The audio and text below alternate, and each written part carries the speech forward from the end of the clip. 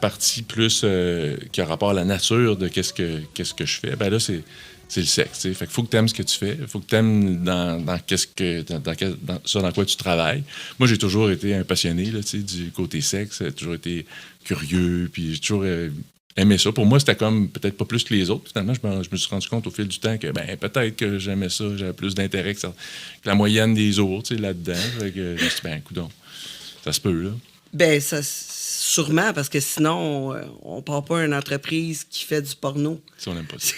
c'est comme, il faut la base, il faut comme avoir un intérêt vraiment là-dessus.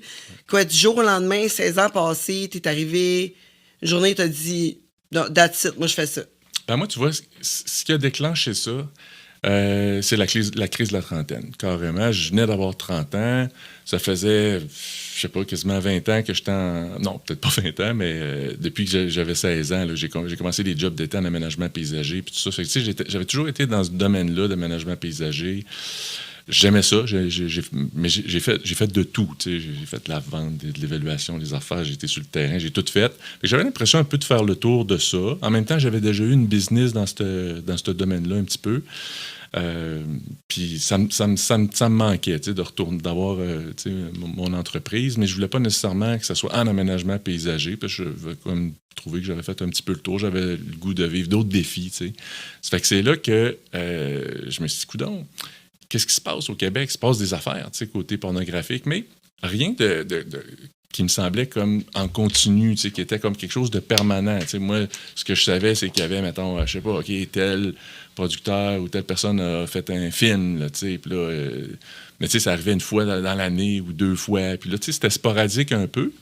Ça, c'était pour tous les films traditionnels, là, ceux qu'on voyait là, comme en arrière des portes western là, en VHS ou en DVD là, qui commençaient, tout ça. Puis sur le web, en même temps, il se passait des choses intéressantes. Entre autres, moi, ce qui m'a inspiré beaucoup, c'est Bruno B.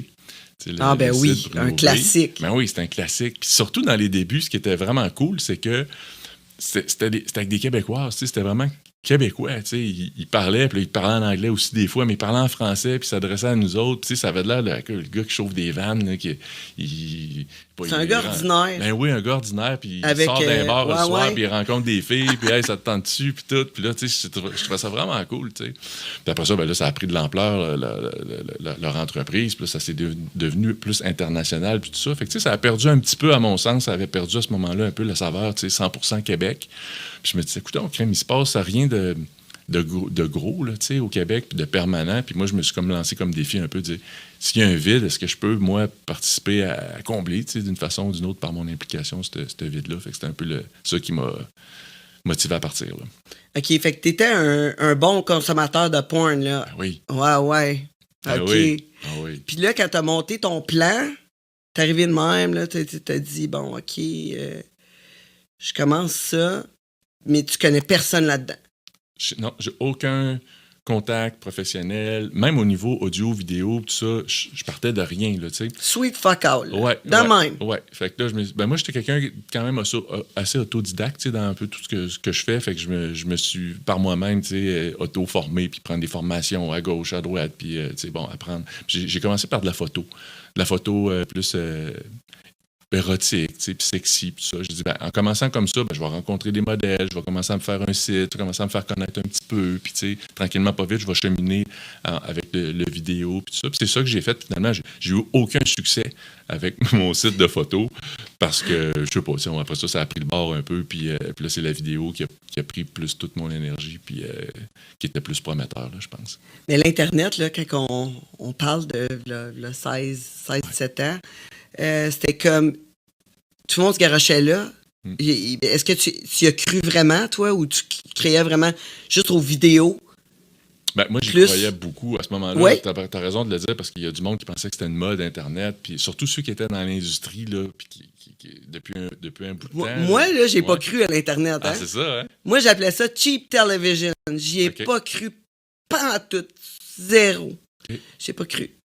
J'avais mon site, je faisais mes trucs, puis tu sais, on était une cam girl sur mon site, j'avais du contenu sur mon site, etc., mais j'aimais pas ça. OK. C'était pas ça. différent aussi il y a 16 ans aussi, que ça a bien évolué aussi depuis. Là. Ah ouais, ben c'est sûr, Ouais. la technologie va tellement Ça. vite. Là. Il y a même du monde qui disent qu'on est comme dans un jeu vidéo. Il y a des chercheurs qui cherchent ça. Je m'écarte, là. J'ai tendance à faire ça. Soit m'écarter ou écarter les autres. C'est ça. Non, mais il paraît qu'il y a des chercheurs qui checkent, vu que la technologie va tellement vite, qu'on serait comme dans un jeu vidéo. Tu sais. Que la technologie va vite qu'on s'en rend même pas compte. Tu sais. Genre. Ça serait fucked up. T'as raison, tu sais, avec le metaverse puis tout ça, là, à un moment donné, tout va devenir un peu comme tabarouette, c'est-tu réel, ma vie, ou tu sais, c'est logiciel, puis c'est artificiel, puis c'est virtuel, tu sais. Ah ben, tout, qu'est-ce qu'on peut faire? C'est ça. C'est incroyable. Là, on va revenir à ce qu'on disait. Là. Ouais, c'est ça. Fait que là, l'Internet, toi, t'as embarqué là-dedans un peu, mais le vidéo, le DVD, t'as vraiment plus. Ben, au départ, c'était 100% web, tu sais, puis moi, je connaissais rien là-dedans, là. Fait que je me suis j'ai recruté, si on veut, quelqu'un, là, tu sais, qui est mon... Un collègue depuis le tout début, là, tu sais, que ça fait 16 ans. Ah ouais, c'est la même équipe? Ben, lui, il Oui? est là depuis le début. La première personne que j'ai contactée, il est encore là aujourd'hui, puis c'est un pilier de l'entreprise, puis ben oui. Tu dois être un bon patron. Ben, j'essaye, tu sais. Mais ça doit, 16 ans, là, avec quelqu'un, là. C'est tough, c'est rare de nos jours. Oui. En plus, si t'as prêté de l'argent, là, c'est encore mieux. Ouais, mais c'est un vieux comme moi, fait que, tu sais, on est de la vieille école, nous. Ça doit être pour Ben ça. là, t'es pas encore dans la crise de la cinquantaine. Là. Pas encore. J'ai comme peur, là, parce que la crise de la trentaine, t'as commencé une entreprise porno. La crise de la cinquantaine, Ça va être quoi? c'est ça, je me dis. Je me demande, t'es mieux d'avoir un gros stationnement, là. C'est pas ça, d'habitude, les gars de la crise de la cinquantaine, ils s'achètent des chars de sport. Ouais, c'est ça qui arrive, c'est ça qui s'en vient, ouais. Je l'ai pas vu encore, mais merci de me le rappeler. Non, mais il me semble que c'est ça, hein. J'ai entendu dire qu'ils s'achètent tout le temps une bébelle, là, genre un bateau, vrai, un char classique. sport ou quelque chose de même. Ouais, c'est vrai. Je sais pas, moi, quand je vais arriver à 50, c'est quoi les filles, la crise de la cinquantaine? Ils se pognent un petit jeune. Ben oui, ça c'est un classique, là. Avis aux intéressés, ça s'en vient bientôt, dans 4 ans. et demi, à peu près. Ouais. Oh. OK, ouais, c'est ça. T'as encore le temps d'y penser. Ouais, ben tu sais, je peux prendre les applications. J'ai 4 ans et demi pour y penser, pour prendre les applications des petits jeunes. Oui, ouais, là, c'est ça, moi. Ouais. En prévision dans 4 ans. Je vais en avoir beaucoup. Beaucoup. En 4 ans, je devrais en avoir une couple, là. Des bons candidats de qualité. J'espère. Je suis pas inquiète. C'est ça. Fait que là, ouais, OK. On était j'ai rendu commencé avec sur ton... le web, c'est ça, ouais, c'est ça. La réalité. Puis moi, je m'enlignais pour le web, puis la télé, tout ça, puis les DVD, tout ça, c'est venu plus tard, curieusement. Tu sais. Ah ouais. Fait que toi, c'est vraiment web. Ouais. Puis moi, ce que j'ai fait, je dis, gars, moi, je vais aller rencontrer les gens de l'industrie. Ils connaissent ceux qui veulent me rencontrer. Il y en a qui ont... Bon, c'est qui, lui? C'est pas intéressant, puis je les comprends. Je ne connaissais pas, puis il n'y avait pas de temps à perdre. Puis il y en a d'autres qui ont ben, viens, c'est correct, je vais te rencontrer. Fait que moi, je suis parti à Montréal, je faisais ma petite tournée, rencontrer des gros joueurs, là, des distributeurs, des producteurs de Montréal, tout ça. Simplement pour faire connaissance, se présenter, puis dire, regarde, moi, je m'en vais là, c'est ça mes projets. Tu sais, peut-être qu'éventuellement, on aura des projets communs, puis on pourra peut-être collaborer ensemble. Puis ça apporte des fruits, hein, vraiment. Moi, ceux qui m'ont ouvert les portes dans l'industrie, c'est pas nécessairement les clients qui achetaient là, mes affaires au final. Là. C'est pas ça. C'est les joueurs de l'époque, de l'industrie, qui m'ont fait confiance, qui ont vu comment je travaillais, puis puis tranquillement, qui m'ont ouvert les portes à des modèles, à de la collaboration. Après ça, qui m'ont offert justement, « Hey, la télé, ça te tente pas? » Un distributeur dit, « Crème, tes affaires, on pourrait faire pour la télé. » Je dis, « Ben voyons, hey, la télé. » Puis, non, tu vois, c'est pas si compliqué. Puis, tu sais. Fait que c'est de même que le virage, ben c'est pas un virage, parce que le web, on l'a jamais laissé de côté. Mais après ça, on a la télé, le DVD, puis tout ça. Ouais, c'est de même. Mais là, le DVD, là, on en parle plus. Aujourd'hui... aujourd'hui, on T'en vends-tu encore? Ben, Ça se oui, vend-tu je vends encore? 5-6 000 dans l'entrepôt. Là. Mais ça se vend encore. Ça se vend encore, mais tu sais, vend, on les donne quasiment. Là, mais il y a encore un peu de demande pour ça dans les sex shops. Il y en a qui aiment ça avoir un DVD. Ouais, c'est ça. Peut-être que ça se cache mieux. Je sais pas. Je sais Bien sûr pas. qu'il était habitué avec ça, une collection de DVD, tout ça, là, avoir le matériel physique, là, le film, tout ça. Ben, c'est encore, hein, comme la musique. Ouais. Tu sais, t'as encore du monde qui achète leur CD. Ça revient à la mode, là, l'histoire avec les vinyles, tout ça. Là, ça a l'air que les jeunes, ils trippent au bout de ces vinyles. Là, j'ai appris ça dernièrement. Je dis, ah, ouais. Ils s'achètent des tapes tournantes puis des vinyles. OK. Je sais pas si tu fais juste le son de tes films sur des vinyles. Ah, je l'avais pas. Pour les DJ, tu sais. Je le sais. Ça pourrait. Tu sais, tu mixes ça. Non, c'est ça.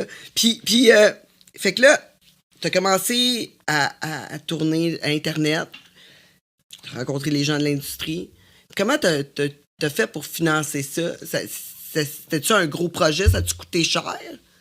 Ben, c'est sûr que, si je ramène ça à l'époque, aujourd'hui, les sommes qui avaient été investies pour moi, ben, aujourd'hui, c'est relatif, tu sais. Mais pour l'époque, c'était beaucoup d'argent, tu sais.